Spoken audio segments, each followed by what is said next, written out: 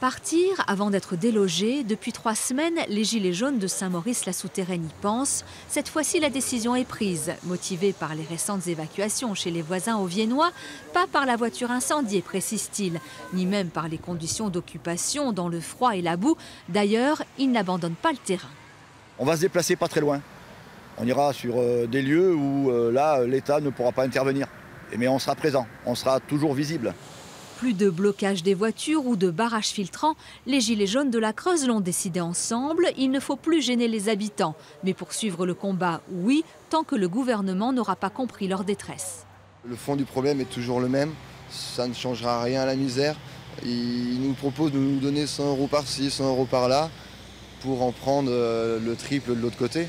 Donc c'est pas ça qui changera. Moi je ne demande pas ce que mon salaire augmente, mais que la vie autour diminue, qu'on nous permette d'arrêter de survivre et de vivre correctement et dans de bonnes conditions.